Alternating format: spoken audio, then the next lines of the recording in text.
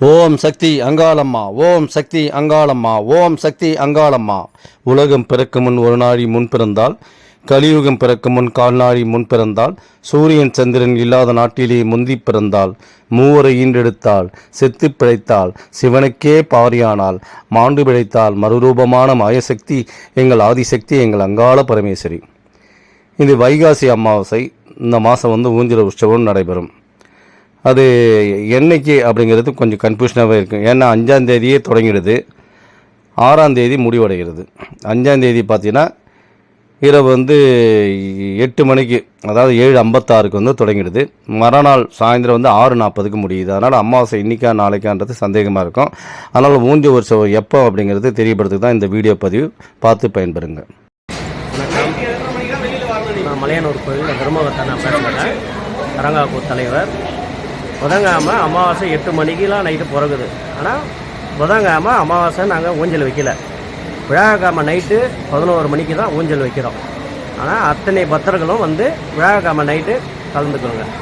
நன்றி. 6ஆம் தேதி அமாவாசை, விழாக்கிழமை 6ஆம் தேதி எல்லாரும் கலந்துக்கணும். நன்றிங்க. ஓகே. இந்த இது கரெக்டாக இருக்குது. என் பேர் தர்மலிங்கம். நான் மேல்மலையனூர் பூசாலியாக இருக்கிறேன். இந்த மாதம் புதன்கிழமை கிடையாது, வியாழக்கிழமை இரவு 10 மணிக்கு ஊஞ்சல் உற்சேகம். 6ஆம் தேதி வியாழக்கிழமை ஊஞ்சல் உற்சேகம். பக்தர்களும் எங்கிற பக்தர்களும் சிறப்பாக அகலாண்டக்கூடிய அங்காள பரமேஸ்வரி ஆலயத்தில் கண்டுகளித்து ஊஞ்சலை சிறப்பாக கொண்டிருக்கணும். வியாழக்கிழமை இரவு 9 மணிக்கு. வணக்கம்.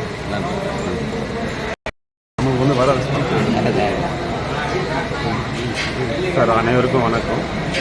வருகின்ற 6/6/2024 அன்று வியாழக்கிழமை அன்னைக்கு இரவு ஊஞ்சல் நடைபெறும். சார் அனைவரும் கலந்து கொண்டுமாறு தாய்மொழி கேட்டுக்கொள்கிறோம். நன்றி. நம்ம நண்பர் தான் தர்மலிங்கம். போன மாதம் சித்திரை மாதத்தில் சக்தி கிரகம் எடுத்தது. போன மாதம் ஊஞ்சல் உற்சவம் இல்லை. அதனால் இந்த மாதம் பார்த்திங்கன்னா 5ஆம் தேதி அமாவாசை பிறந்துடுது. புதன் பிறந்துட்டு வியாழக்கிழமை தான் அமாவாசை முடிவதற்கான வியாழக்கிழமை 6ஆம் தேதி தான் ஊஞ்சல் உற்சவம் நடைபெறும். அதாவது வருகின்ற பக்தர்கள் எல்லாமே அமாவாசை 6ஆம் தேதி தான் நீங்கள் கலந்துக்கலாம். வியாழக்கிழமை இரவு ஊஞ்சல் உற்சவம் எல்லோரும் கலந்துங்க. இவர் எங்கே இருக்கிறார், புவனகிரி மாவட்டம் எங்கே இருக்குது அப்படின்னு சொல்லி நிறைய பேர் போயிட்டு கடலூர் பக்கத்தில் தான் இருக்குது. கடலூர் மாவட்டத்துக்கு தான் பக்கத்தில் இருக்கிறது. அவர் பக்கத்தில் இருக்கிறவங்க சரௌண்டிங்லாம் அவர் போய் பார்க்கலாம். அவருடைய நம்பர்லாம் ஏற்கனவே கொடுத்துருக்கேன். நான் இந்த நம்பரை பதிவு பண்ணுறேன். அந்த கடலூர் மாவட்டம் பக்கத்தில் இருக்கிறவங்க ஒரு பிரச்சனை இருக்குது, ஒரு காயத்தை போடணும், ஒரு தகுதி போடணும், ஒரு முடிவு போடணும்னா அவர்கிட்ட நான் கடலூர் மாவட்டம் பூசாலியாக இருக்கிறேன். அப்புறமா கடலூர் மாவட்டம் புவனகிரி தாமரை குளத்தில் இருக்கிறேன். அதே நம்மளை பாருங்கள். அவருடைய நம்பரை நான் வாட்ஸ்அப்பில் இதில் இணைச்சிடுறேன். அவருக்கு நீங்கள் டைரெக்டாகவே ஃபோன் பண்ணி கேட்டுக்கலாம், எந்த ஒரு சந்தேகமாக இருந்தாலும். ஏன்னா கடலூர் மாவட்டம் நிறைய பேர் கேட்டுருந்தீங்க, கடலூர் அவர் எந்த மாவட்டத்தை சேர்ந்தவங்கன்னு சொல்லிட்டு. அது கடலூர் மாவட்டம் தான். அதனால் அங்கே பக்கத்தில் இருக்கிறவங்க அவரை யூஸ் பண்ணுவாங்க. ஓகேங்களா? உங்களுக்கு தேவையான விஷயத்தை வச்சுருக்கேன். நன்றி, வணக்கம். நன்றி, வணக்கம்.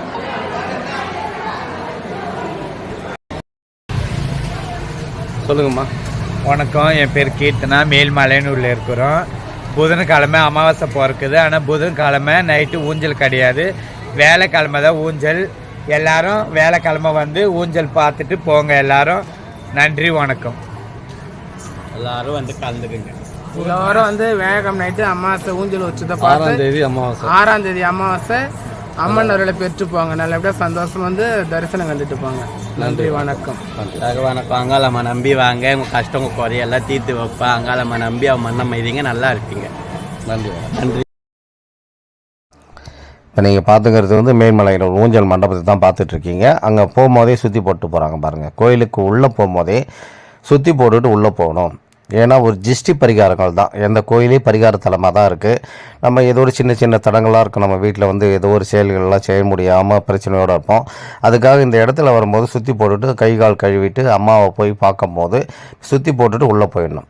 அதுதான் சுற்றி போட்டுருக்காங்க. பூசாரிகள் ஒரு பக்கம் இருக்கிறாங்க, எல்லாருமே இருக்கிறாங்க. அந்த 4 பக்கமும் வாசலில் நிற்பாங்க. அவங்ககிட்ட சுற்றி போட்டுட்டு அதுக்கப்புறம் உள்ளே போய் சாமி தரிசனத்தை பாருங்கள். சாமியை பார்த்து நம்ம கேட்க வேண்டிய வரங்களை கேட்கலாம். அதுதான் கோயில் என்ட்ரன்ஸ்லேயே சுற்றி போட்டுட்டு உள்ளே போகணுங்கிறது ஐதீகம். நிறைய பேர் வந்து வெளியில் வந்து சுற்றி போகிறீங்க, சுற்றி போடக்கூடாது. உள்ளே போகும்போது சுற்றி போட்டு உள்ளே போய் பாருங்கள். வேலூர் இருமுடி கட்டிக்கிட்டு ஒரு பஸ்ஸு கூட்டம் ஃபுல்லாக வந்தாங்க. அம்பாளுக்காக இருமுடி கட்டிட்டு வருஷம் வருவாங்க. அவங்களுடைய பேட்டியை தான் பார்த்துருக்கேன். பேசலாம். வேலூர் மாவட்டம் காட்பாடி தாலுக்கா வஞ்சூர் கிராமம் மிஷின் காம்பவுண்டில் திரு அருள்மிகு அங்காள பரமேஸ்வரிக்கு நாங்கள் வருஷந்தோறும் 10 நாள் 11 நாள் 9 நாள் இருமுடி கட்டினு வருஷம் வந்து நாங்கள் இருமுடி இங்கே செலுத்திட்டு திருப்பி நாங்கள் அம்மனை தரிசனம் பண்ணிட்டு நாங்கள் போகிறோம். வருஷம் வந்து போகிறோம். எத்தனை பஸ்? ஒரு பஸ் அங்கேருந்து இட்டுன்னு வரீங்க. இட்டுன்னு வரோம். நீங்கள் அந்த கோயிலில் அங்கே அங்காளம்மன் கோயிலில் குருசாமி இது பண்ணி இட்டுன்னு வருவோம். சரி, நல்லது தான். குருசாமி மற்றவங்க எல்லாருக்கும்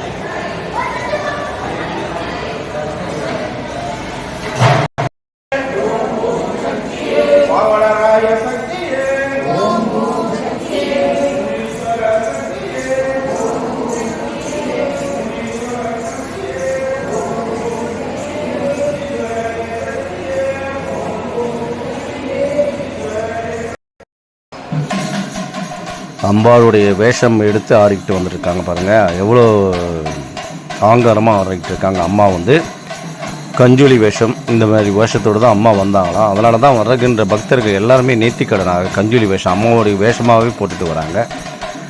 அம்மாவுடைய வடிவமாகவே வந்துட்டுருக்காங்க. நிறைய பேர் எக்கச்சக்கமாக இந்த கோயிலில் இந்த மாதிரி வேஷத்தை நீங்கள் எந்த ஒரு கோயிலையும் பார்த்துருக்க மாட்டீங்க. ஏன்னா வேப்பஞ்சலை கட்டத்தெல்லாம் பார்த்துருக்கலாம். இந்த ஒரு கோயிலில் எல்லாமே போடுவாங்க. வேப்பஞ்சலை கட்டிருந்து அக்னி எந்திரத்துலேருந்து அக்னி செட்டி எந்திரத்துலேருந்து கஞ்சூலி வேஷம், நிறைய எல்லா வேஷங்களும் அம்பாளுக்கு பிடித்த வடிவமான எந்தெந்த வேஷங்கள் இருக்குது அத்தனை வேஷமும் காளி வேஷத்துலேருந்து எல்லாமே போட்டு ஆடிக்கிட்டு வருவாங்க. இது எல்லாமே நேச்சுரலாக பார்க்கலாம். நிறைய பேர் வரும்போது பார்த்திங்கன்னா வாயாலே அந்த கோழியை அப்படியே கடித்து அப்படியே கீழே துப்புவாங்க அம்மா ஏன்னா நிறைய பேர் கேட்குறீங்க அம்மாவுக்கு இந்த கோயிலில் ஏன் பலி பூஜை கொடுக்குறோன்னு சொன்னால் அம்மாவே நேரடியாக கேட்கும், எனக்கு பலி பூஜை கூட்டுறா அப்படின்னு சொல்லும். கொடுக்கலன்னா கோவத்துக்கு ஆளாகும். நாங்கள் பார்த்தீங்கன்னா ஒரு சிலர் வருவாங்க, இல்லைம்மா இந்த தடவை வந்துட்டாங்கம்மா கொடுக்க முடியல, இந்தம்மா ஒரு எலுமிச்சம் கனியாவது நாங்கள் பலி பூஜை கொடுக்குறோம்மான்னு சொல்லிட்டு எலுமிச்சம் மரத்தை கொடுத்து அம்மாவை சாந்தப்படுத்துவோம். சாந்தப்படுத்தி அடுத்த தடவை வரும்போது உனக்கு நிச்சயமாக என்னென்ன உனக்கு தேவையோ அத்தனையுமே செய்வாங்கம்மா அப்படின்னு சொல்லி அம்மாவை சாந்தப்படுத்தி அந்த மாதிரி பண்ணி அனுப்புவோம். அதனால தான் நிறைய பேர் வருவாங்க. ஞாயிற்றுக்கிழமைனாலும் சரி, மற்றது கவர்மெண்ட் ஹாலிடேஸ் எல்லா நாளும் அமாவாசைக்கும் இந்த மாதிரி வராங்க. அதனால தான் அந்த அமாவாசை டைமில் நாங்கள் யாரையும் பார்க்குறதில்ல. ஏன்னா அன்றைக்கி நிறைய பேர் அருள்வாக்கு சொல்லுவீங்களா, பம்போடுக்கு வச்சு கேட்க முடியுமா அப்படின்னு நிறைய பேர் கேட்டுட்டு வரீங்க. அந்த மாதிரி கேட்குறதுக்கு முடியாது. எவ்வளோ கூட்டங்கள் நின்று பார்த்துட்ருக்காங்க பாருங்கள்.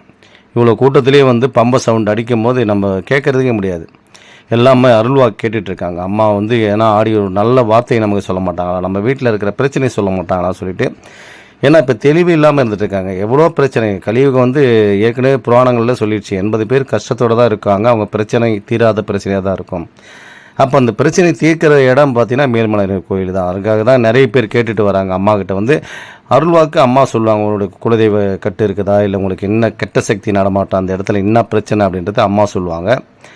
இதை நாங்கள் பம்பை உடுக்க வச்சுட்ருக்கோம். அதனால தான் நிறைய பேர் என்னென்னா அமாவாசைக்கு தான் சொல்லுவீங்களான்னு கேட்குறீங்க. அமாவாசைக்கு நாங்கள் சொல்கிறதில்ல.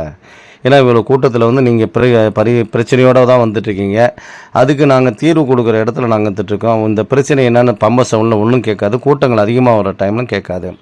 அதனால் ஃப்ரீயாக இருக்கிறனால எல்லா நாளும் பார்த்துட்டு தான் இருக்கிறோம். காலையில் 6 மணிலேருந்து 2 மணி வரைக்கும் பார்க்குறோம். அதுக்கப்புறம் பரிகாரங்கள், அவங்க என்ன பிரச்சனைக்காக வந்திருக்காங்கன்னு சொல்லிட்டு அம்மாவே சொல்லுவாங்க, இந்த பிரச்சனை உங்கள் வீட்டில் நடந்துகிட்ருக்கு, அதனால தான் என் இல்லத்தை தேடி வந்துட்டுருக்கீங்க. இப்போ பல பேர் மலையனூர் நோக்கி வந்துட்டுருக்காங்க, வெளி மாவட்டங்கள்லாம். ஏன்னா மேல்மலையனூர் எங்கே இருக்குன்னே தெரியாத இடமா இருந்தது. இன்றைக்கி வெளி உலகத்துக்கு அம்மா வந்துட்டுருக்காங்க. இதுக்கு காரணம் என்னென்னா இந்த கலியுகம் பல பிரச்சனை போராட்டங்கள் மத்தியில் வாழ்ந்துட்டுருக்காங்க. நிறைய இடத்துல நானும் போய் பார்த்துட்டுங்க, போகாத இடமே கிடையாதுங்க. அதுக்கு என்ன காரணம்னே தெரியல அப்படின்னு பார்த்தா இது மேல்மலையனூர் துஷ்ட சக்திகள் ஓடுகின்ற இடம். பேய், பிசாசு, பில்லி, சூன்யம், வைப்பு, ஏவல், செய்வினை கோளாறு அனைத்தும் கட்டுப்படுத்துகின்ற இடம். அதனால தான் இந்த இடத்துக்கு போனீங்கன்னா உங்கள் பிரச்சனை நிச்சயமாக அம்மாக்கிட்ட உங்களுக்கு பதில் கிடைக்கும். ஏன்னா சுடுகாட்டு எல்லையிலே இந்த கோயில் வந்திருக்கு. எந்த கோயிலும் இல்லாத சிறப்பு அம்சம் சுடுகாடு தான் கோயில்.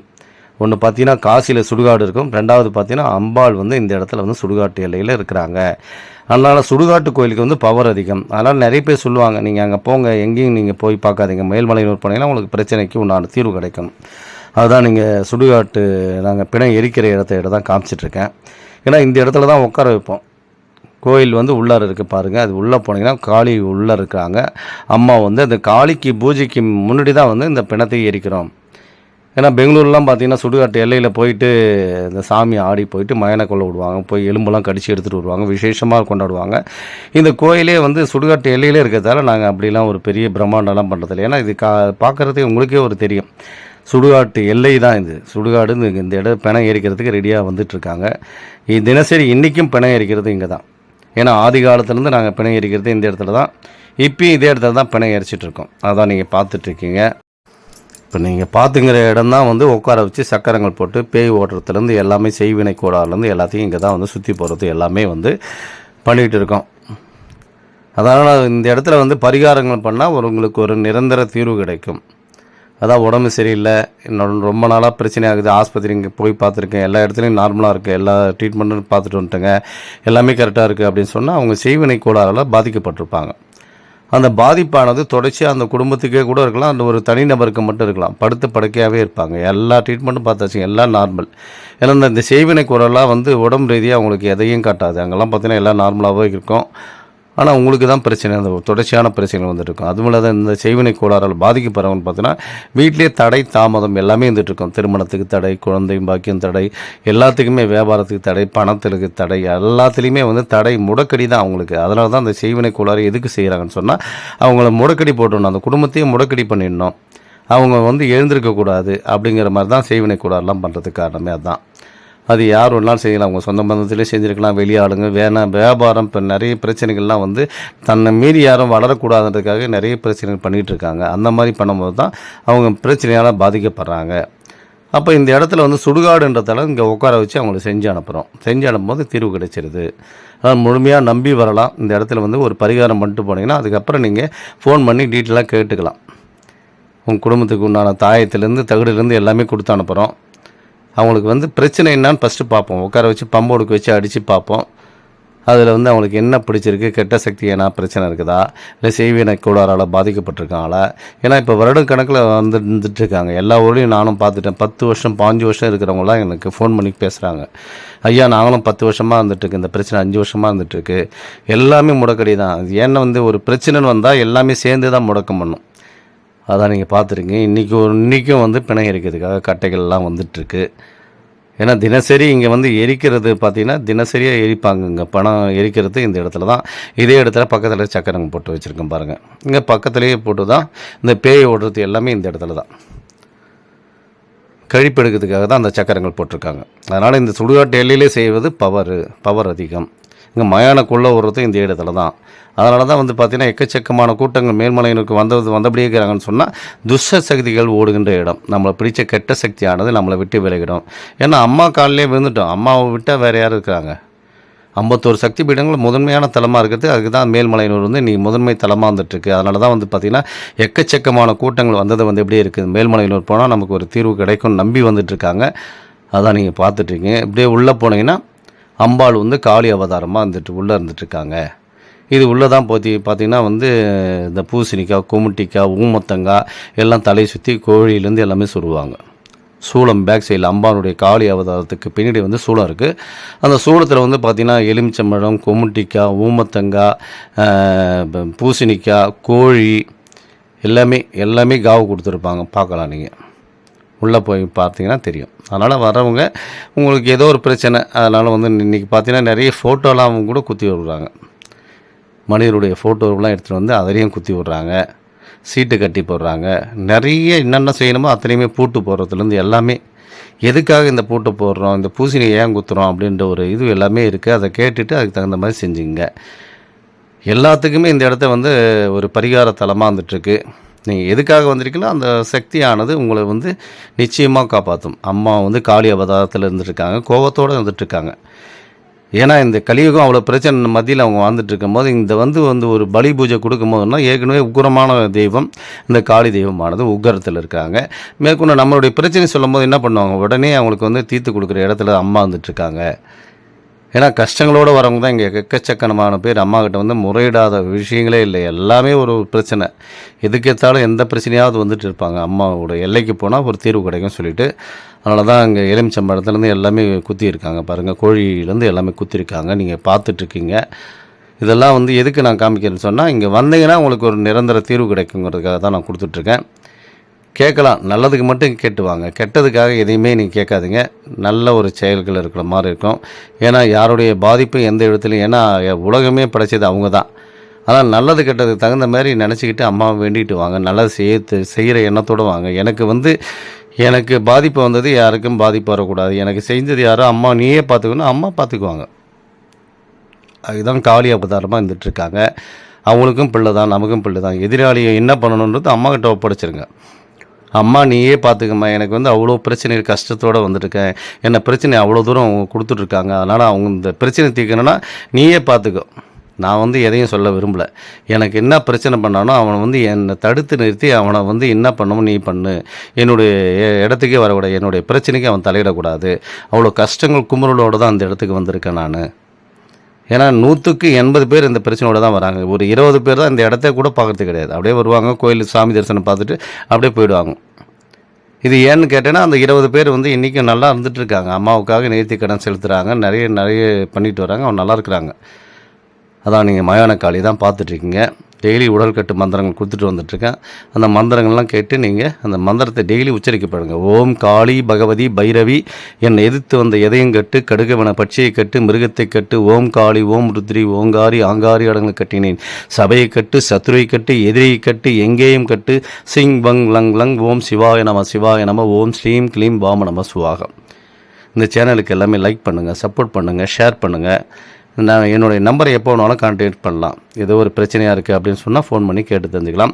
திருமண தடை, புத்திரி பாக்கத்து தடை, எல்லா பிரச்சனை இருக்குது, தொழிலில் தடை, என்ன பிரச்சனை இருக்கோ எல்லாத்தையும் நேரடியாக வந்தீங்கன்னா அதுக்கு உண்டான ஆலோசனை நான் கொடுக்குறேன். நிச்சயமாக மேல்மலையனூர் வந்தீங்கன்னா நிச்சயமாக நீங்கள் வெற்றி பாதையை நோக்கி பயணிப்பீங்க. நன்றி, வணக்கம். மேல்மலையனூர் தலைமை பூசாரி பூபதி ராஜா.